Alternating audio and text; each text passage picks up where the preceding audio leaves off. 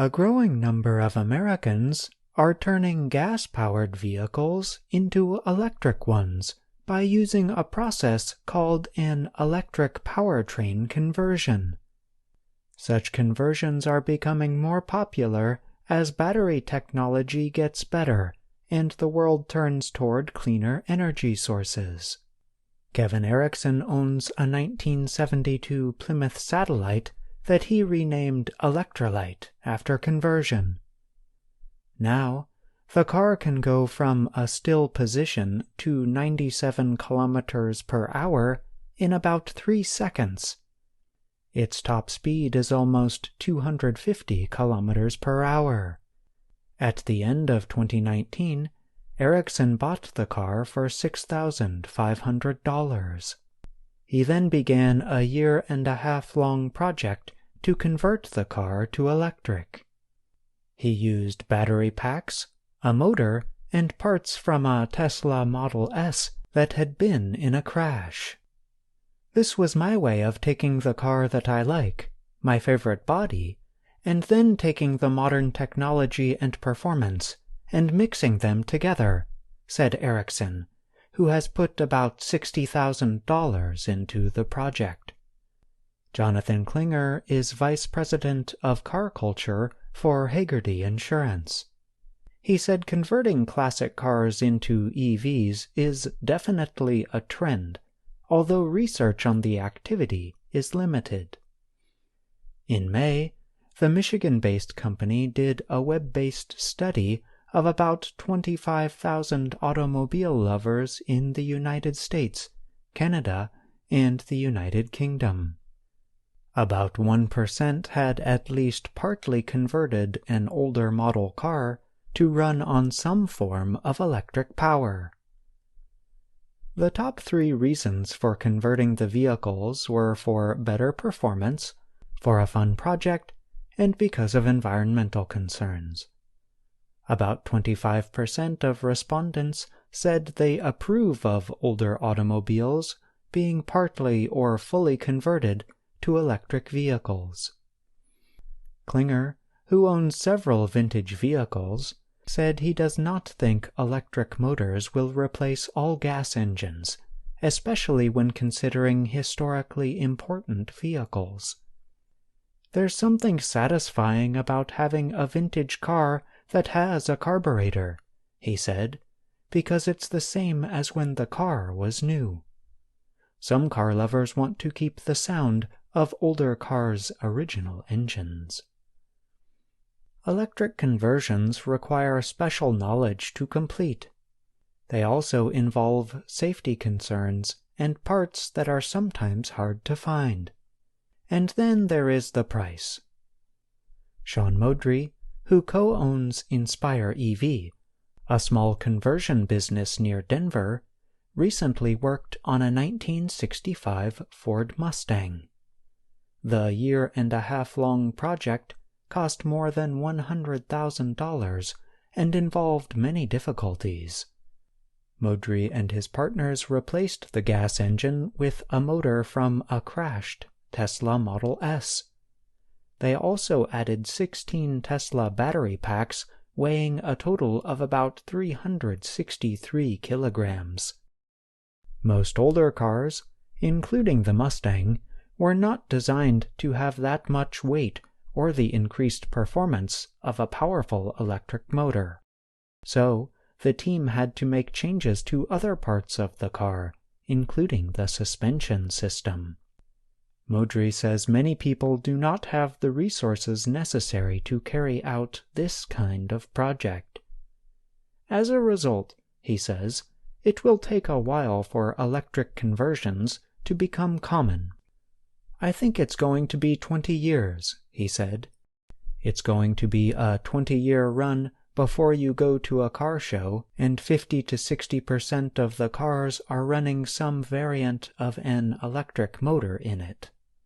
But that reality could be coming sooner than expected, says Mike Spagnola, President and CEO of the Specialty Equipment Market Association, SEMA, a trade group. He said that electric vehicle products took about 1,950 square meters of marketing space at SEMA's yearly show in Las Vegas this fall. That was up from only 232 square meters at the 2021 show. I'm John Russell.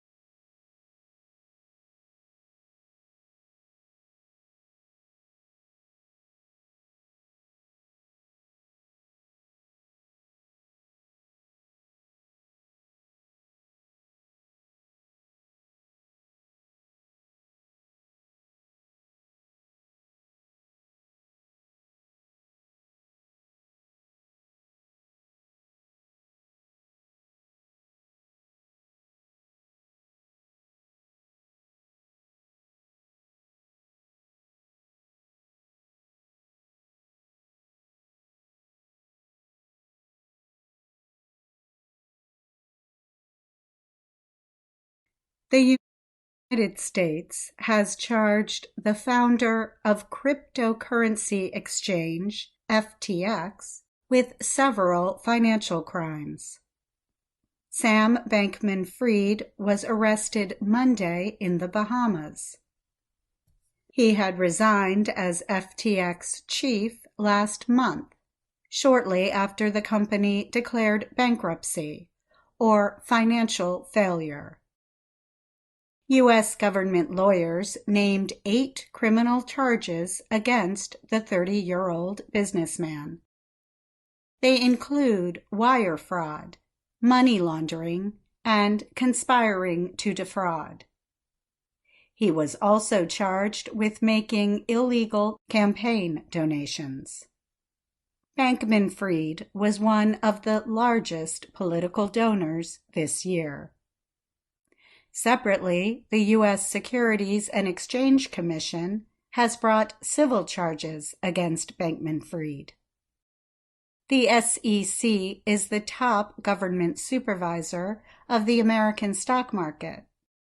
It says Bankman-Fried defrauded investors and illegally used their money to buy homes for himself and his family. A lawyer for Bankman-Fried said Tuesday that he is examining the charges with his legal team and considering what to do. At one point, the FTX founder was thought to be one of the world's richest people. He launched the business in 2019. Forbes magazine estimated his wealth at more than $26.5 billion as the company quickly grew.